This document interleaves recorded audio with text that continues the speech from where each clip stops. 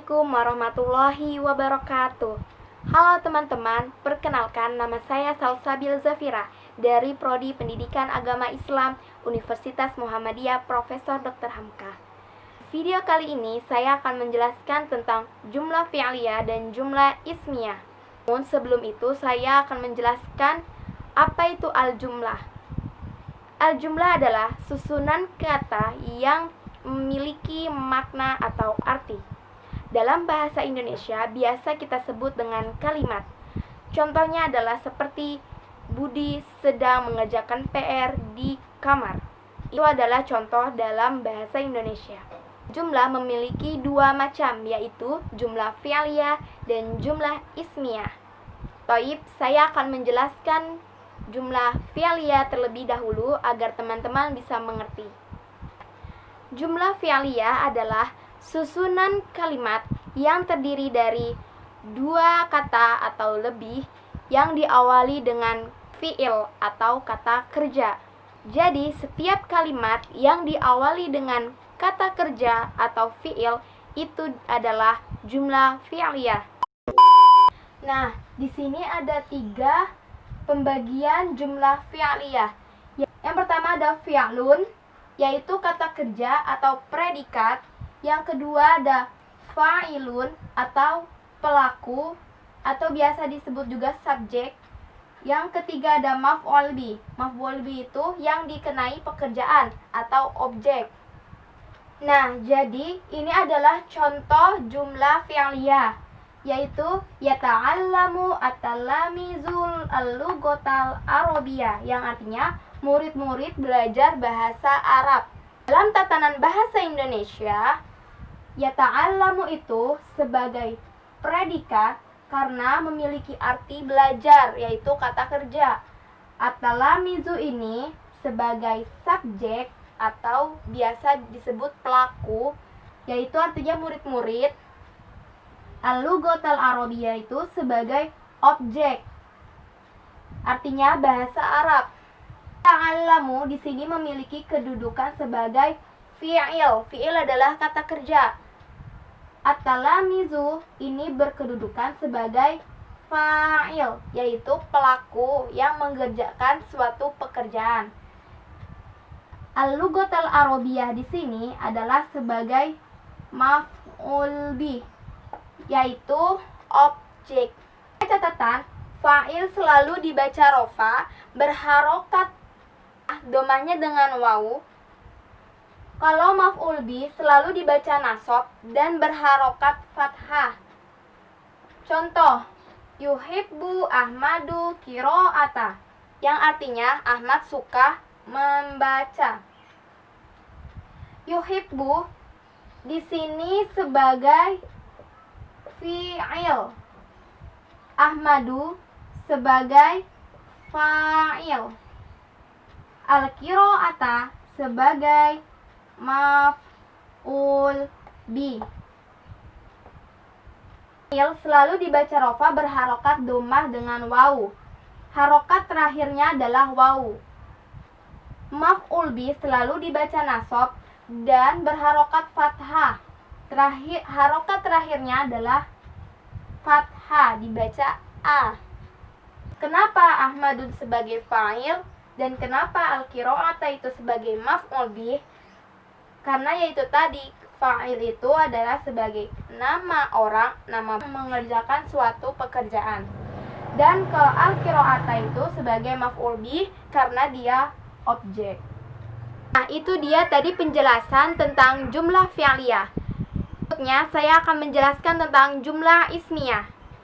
Kalau jumlah fi'liyah itu diawali dengan kata kerja, dan jumlah diawali dengan kata benda, orang atau nama benda.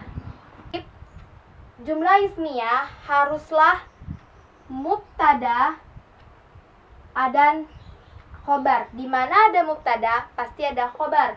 Mubtada adalah subjek dan khobar adalah predikat, yaitu keterangan. Contohnya adalah Ahmadu nasirun. Artinya adalah Ahmad adalah seorang penolong.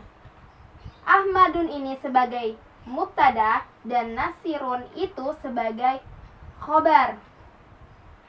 Ahmadun ini sebagai mubtada karena mubtada haruslah di awal kalimat dan memiliki makna mengandung isim maghfirah. Isim maghfirah itu isim yang dikenal. Ahmadun ini nama orang, berarti sudah jelas orang tersebut namanya Ahmad, seperti itu. Nasirun adalah khobar dari Ahmad. Ini makna seorang penolong, yaitu kata keterangan. Adalah aturan terkait untuk menyusun jumlah ismiyah. Yang pertama ada mubtada harus isim maghfirah. Apa itu isim maghfirah? Yang terdapat di dalamnya ada isim alam, isim domir, isim isyarah, isim yang diawali alif lam, dan isim mausul. Contohnya isim alam adalah nama orang, bisa Zaid, Zainab, Ahmad, Fatimah, Aisyah, itu adalah nama orang, itu isim alam. Yang kedua ada isim domir. Isim domir itu kata ganti. Huwa, humma, hiya, hunna, anta, anti, itu adalah isim domir. Ada isim isyarah. Isim isyarah adalah kata tunjuk. Haza, hazihi, tilka, zalika. Isim yang diawali alif lam. Contohnya Alkitab. Seperti yang tadi, atil mizu juga bisa. Isim mausul adalah kata sambung. Contohnya alladzi. Yang kedua, ada mubtada dan khobar harus rofa. Kalaupun mubtada rofa, khobarnya juga harus ikut rofa. Yang ketiga, ada mubtada dan khobar harus sama dari jumlah dan jenisnya. Jikalau mubtada jumlahnya mufrad, maka khobarnya harus ikutan mufrad juga. Dan kalau jenisnya mubtada muzakkar, maka khobarnya juga harus muzakkar. Jikalau jenisnya mubtada muannas, maka khobarnya juga ikutan muannas. Ini adalah aturan terkait untuk menyusun jumlah ismiyah. Ini adalah bentuk khobar. Bentuk khobar ada dua, khobar mufrad dan khobar ghairu mufrad. Khobar mufrad ini contohnya Ahmadun Nasirun. Sirun dikatakan mufrad bukan karena dilihat dari jumlah bendanya, tapi dilihat dari jumlah susunan katanya. Ghairu mufrad itu ada dua, khobar jumlah dan khobar syibhul jumlah.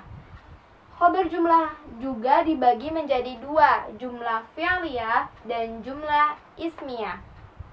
Khobar syibhul jumlah juga dibagi menjadi dua, yaitu khobar yang terdiri dari jar majrur dan khobar yang terdiri dari dzaraf. Dzaraf itu adalah menerangkan waktu. Contoh-contoh jumlah ismiyah. Atilmizu solihun, jelas atilmizu ini sebagai mubtada dan solihun ini adalah sebagai khobar. Atilmizu solihun, atilmizu. Kenapa atilmizu ada alif lam? Karena ini dia adalah menerima al, kemasukan alif lam. Jadi dia ini bukanlah nama orang, bukanlah kata petunjuk, bukanlah kata sambung, bukanlah kata ganti. Dia adalah masukan kata pekerjaan. Kata aslinya adalah tilmiz. Kemasukan alif lam maka menjadi atilmizu. Solihun. Kenapa solihun tidak pakai alif lam? Karena khobar tidak bisa memakai alif lam. Mubtada dan khobar terakhirnya haruslah sama-sama rofa. Almizu ini rofa, solihun dan hunnya ini rofa. Yang kedua ada haza abi. Kenapa haza dan abi sebagai mubtada dan khobar? Haza ini memang mubtada, abi ini sebagai khobar. Mengapa haza tidak paham? Karena haza ini adalah kata petunjuk. Kata petunjuk tidak boleh dirubah. Kata petunjuk tidak boleh menggunakan alif lam. Haza ya haza saja, tidak bisa diganti-ganti dengan hizi, huzu, atau sebagainya. Abi ini khobar, nama orang. Nama ini tidak ada tidak, karena mereka ini adalah ganti katanya. Abi tidak bisa diganti menjadi ubi, tidak bisa diganti menjadi aba. Haza tetap haza, abi tetap abi. Yang ketiga ada huwa Muhammadun. Huwa ini sebagai mubtada, Muhammadun itu sebagai khobar. Huwa sebagai mubtada karena huwa adalah kata ganti atau isim domir. Isim domir itu ada huwa, hiya, humma, hunna, anta, anti, dan lain sebagainya. Muhammadun bar atau nama orang. Ini ada Zaidun, Mahirun. Zaidun bukan alif lam karena Zaidun itu nama orang. Nama orang tidak bisa diganti atau ditambahkan. Mubtada, Mahirun sebagai khobar.